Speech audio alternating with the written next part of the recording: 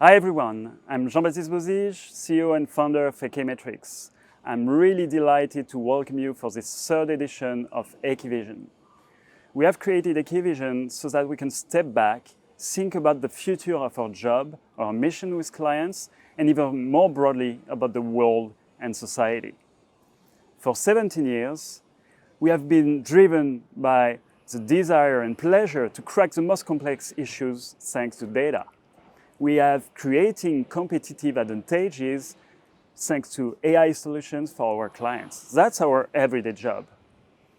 As a purpose-driven company, our duty is really to think and to create future-proof business models. And it means that we need to think long, act fast, and change now. Today, the most strategic question for corporates and CEOs is about operating within planet boundaries. Even the old Porter's 5 forces model is outdated. The very notion of growth is called into action. Data has never been, and AI has never been, and never will be the solution. But it's a formidable tool to test, to forecast, and anticipate scenarios. And it means that we can, thanks to AI, translate theoretical transition plans into concrete operational plans that are resilient, that are creating new models. We have an opportunity to leverage our unique know-how and track record to create this kind of use cases at scale that will make a difference. It's a big change. It requires a lot of courage. It's a long journey. And it starts by thinking about it, opening our minds. And for us today, it starts with a conversation with Bill Wyman, founder of Oliver Wyman and a pioneer in the world of strategy, talking with our general manager in the US, Mirek. They will talk about how you can create a unique and differentiating path into uncertainty, into all the changes that we experience today. I hope that you will enjoy it. I wanted to thank you for attending this event, and I'm looking forward to continuing the conversation live at the end of this event.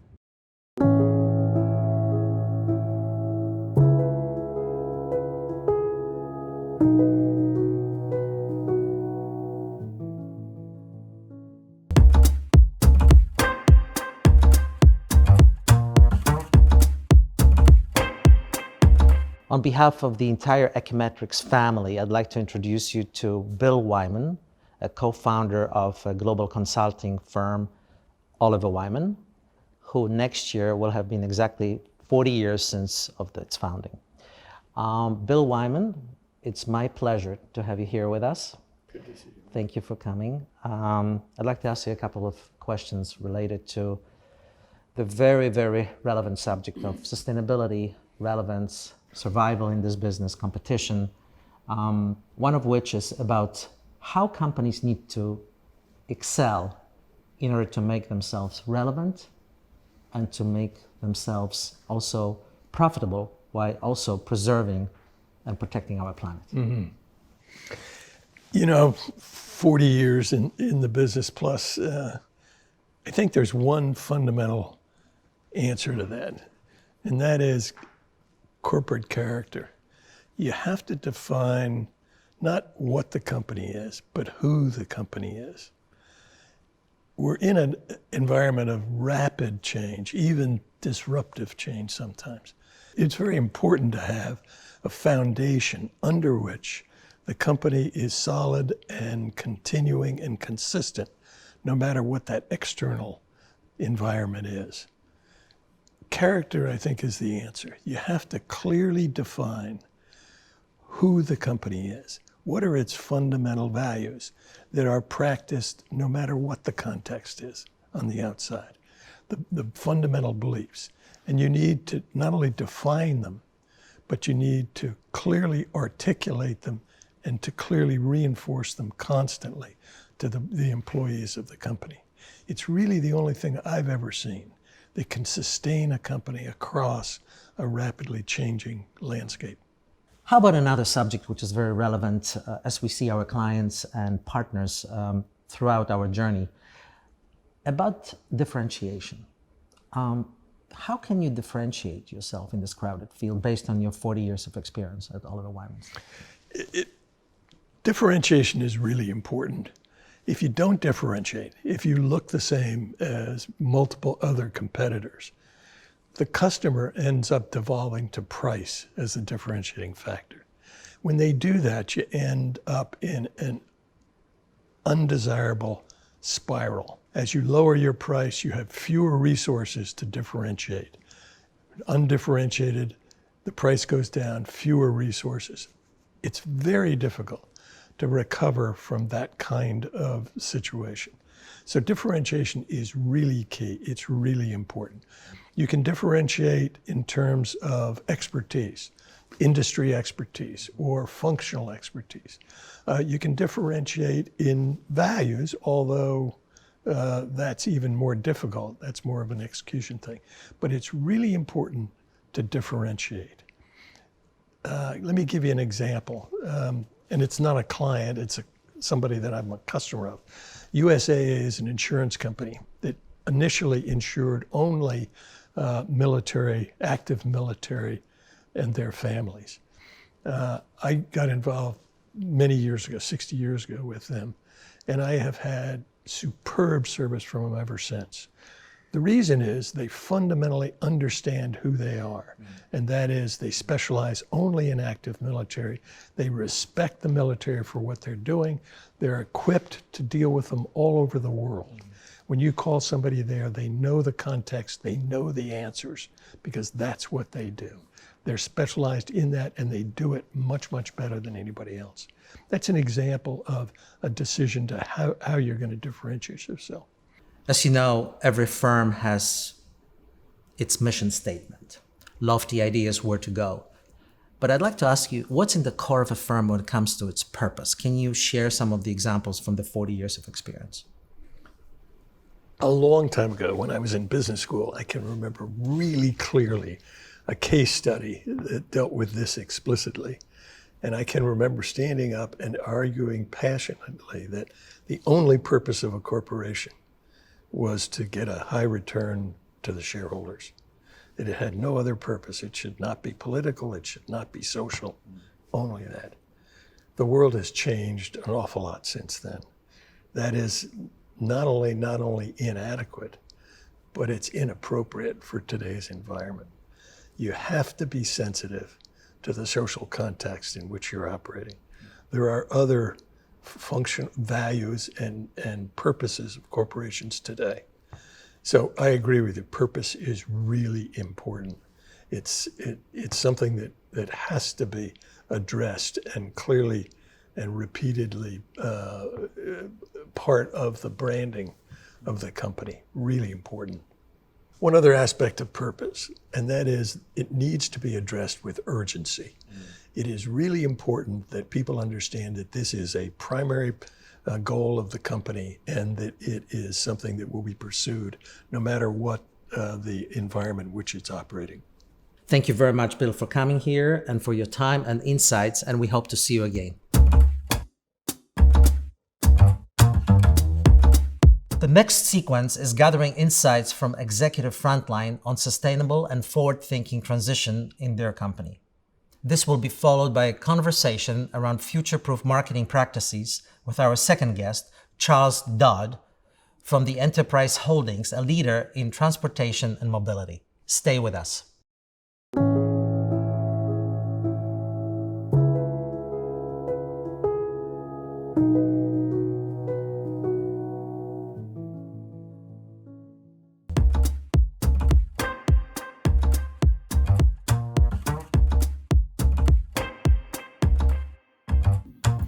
Not only they can, but they must. At Veolia, we believe that a company can be prosperous only if it is useful. And that's why we consider our performance as multifaceted: financial, commercial, social, societal, and environmental.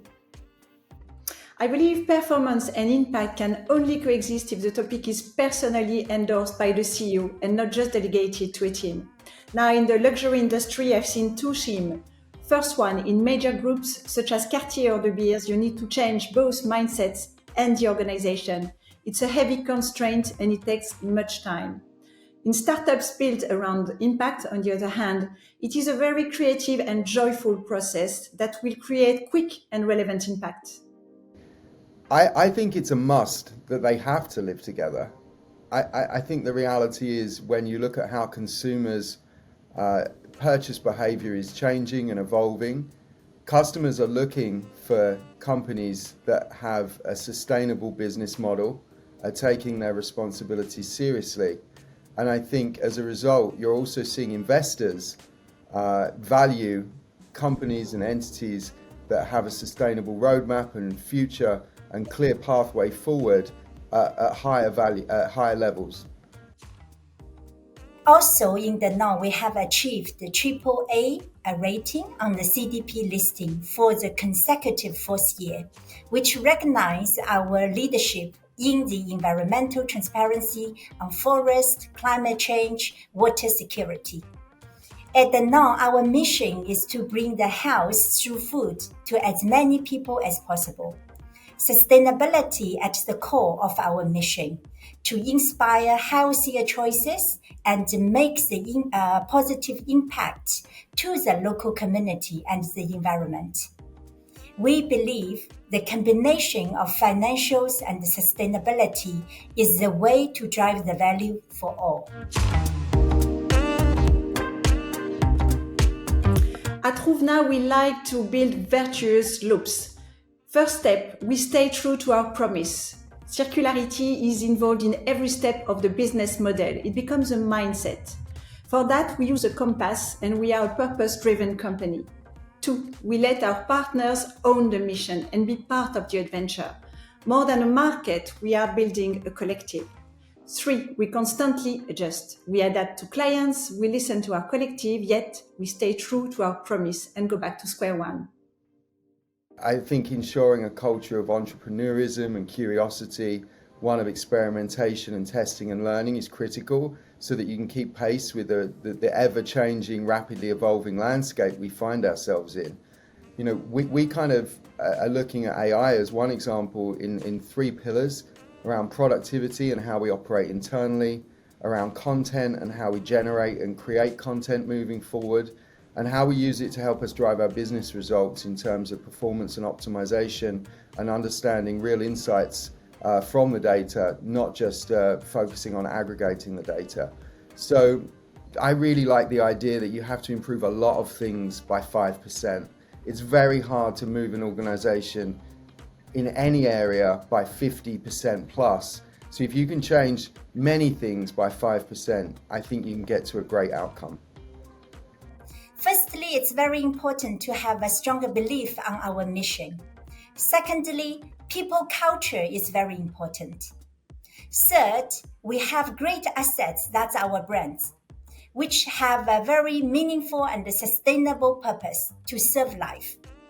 Embracing digital and data can help us to understand the needs from consumer and the patients better, so that we can come up with the relevant services and experience. I give you 2 examples. In China, we have the Mom app to support new mom breastfeeding journey. In Turkey, during lockdown, a mom saved her niece's life by using our online CPR training. 2 keywords, focus and anticipate.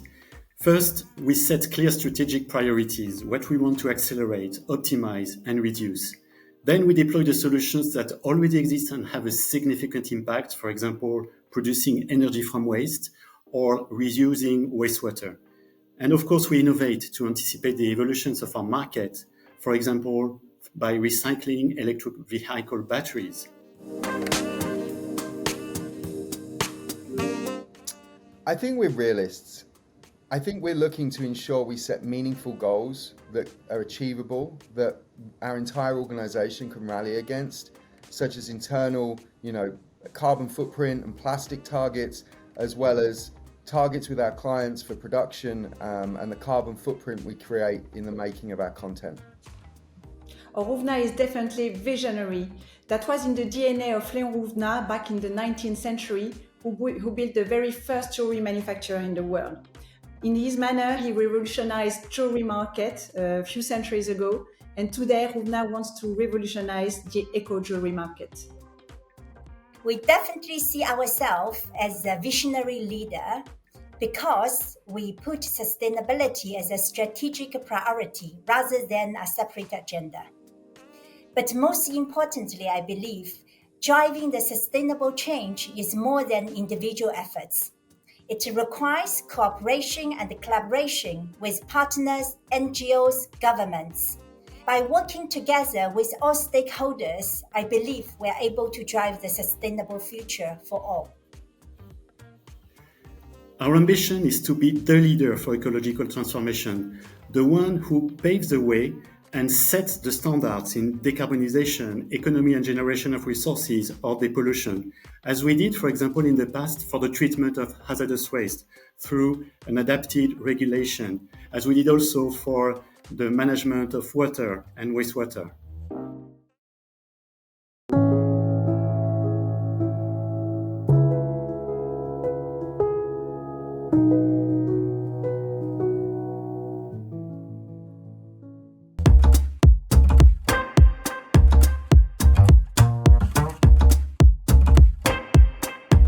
Hi everyone, I'm Matt Andrew. I'm one of the partners at Ekimetrics and the general manager of our London office. And for this next segment, I'm joined by Charlie Dodd, Director of Digital Marketing for Europe at Enterprise Holding Inc.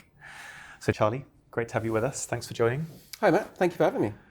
So Enterprise is a company and in an industry, in the automotive industry, that's seen really tremendous change over the last few years in both the industry trends and regulation, but also in terms of consumer behavior. Can you talk us through some of the main drivers that you're seeing?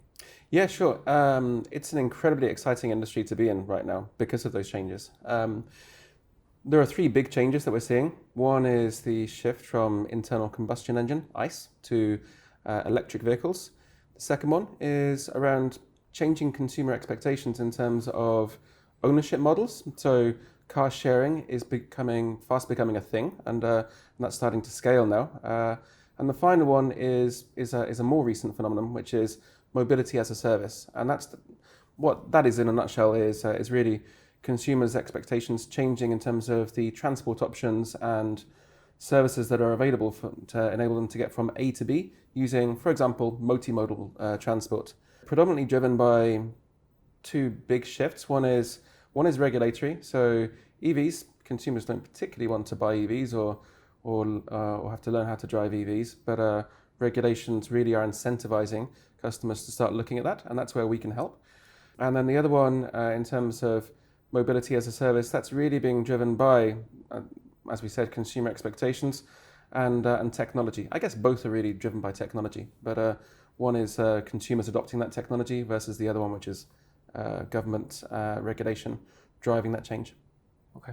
And as you think about steering the business through that change, how do you prioritize focus so that you can make sure you're delivering the profitability and the short-term results now, but also setting yourself up to be a winning business in the long term as well? Yeah, no, that's a good question. There really are a couple of time horizons, that we're looking at there, the long versus the short term. I think we're lucky at Enterprise in that it's a privately run company, and we're not looking at generating shareholder value. We're looking at generating a long-term going proposition for our consumers, and it really does help being family-owned and a family that's really involved in the business and still hungry to go through that change and invest. The investments are driven by a moral compass that I think that we have. That's the best way of putting it. And there are three ends to that moral compass. One is profitability. What we do has to be profitable. The second one is around taking care of the communities within which we operate. So that means, for sure, environmental, making sure that we're taking care of the environment within which we're operating in, but also in that we're offering products and services which are additive to those communities. And the final one, so we have to listen to our consumers and adapt and evolve to better support their needs. Underpinning that, there are two North Star metrics. I know there should only be one North Star, but we have two. We're quite lucky. The first North Star metric that I'd point out is TSQI. That stands for the the Total Service Quality Index. That's a measure end to end of how good a job we're doing at servicing our customers. So they get to grade us on the, when they got to know us, how was the marketing, how was the websites and web platforms, right the way through to how were they treated in branch and the quality of the service and the product we're offering in terms of the cars. Are they clean or do they work? And are they what the consumer was expecting? The second one is profitability and revenue. So we want to be growing as a business, expanding geographically and expanding the services that we offer our consumers. And so that's our second measure. Okay. And so it's great when you have those dual metrics, right? One consumer focused, one financial focused. But how, when you're implementing projects and programs and you're thinking about business performance in the short term versus business performance in the long term, how do you bridge that? What's the role of data analytics and the language that you use to describe performance across the business to make sure that you're aligned in that journey that you're taking together?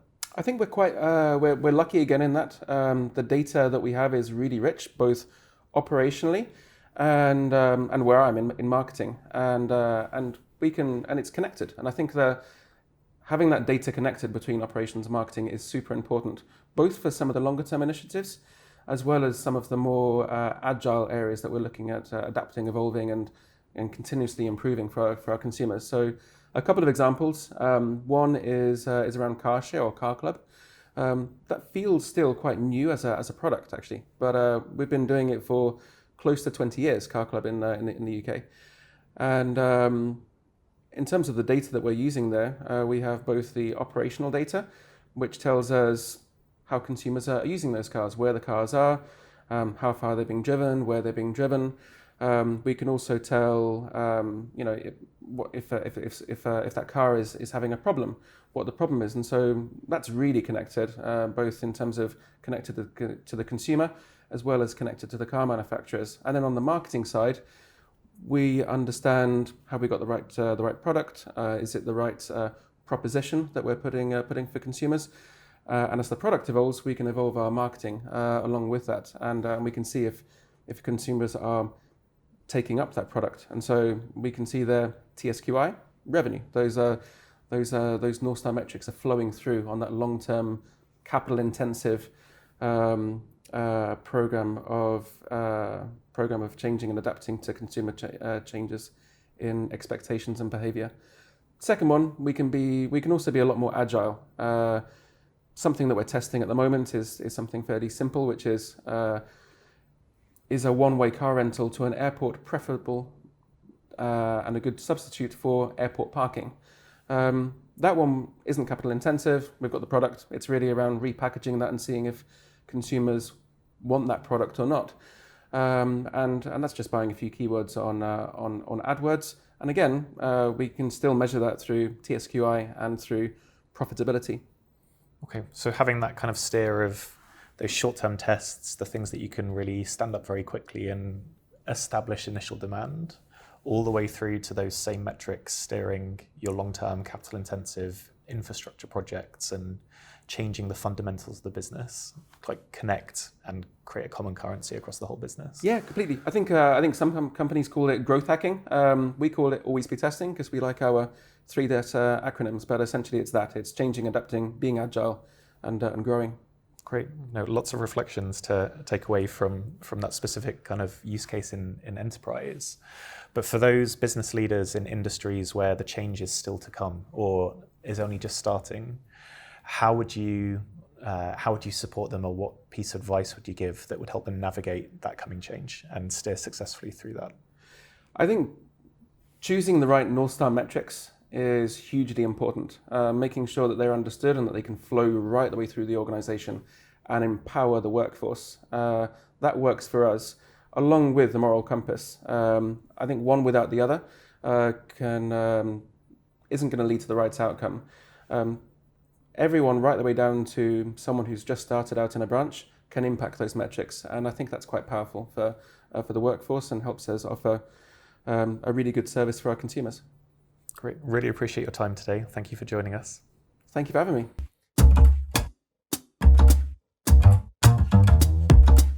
So it's not quite the end of the show. We're nearly there, but next we've got Jean-Baptiste Bougie, our co-founder and CEO, alongside Quentin Michard, who's one of the other co-founders and our managing director, will be summing up and concluding. Following that, we'll have a live Q&A, so do prepare your questions and make sure you stay with us.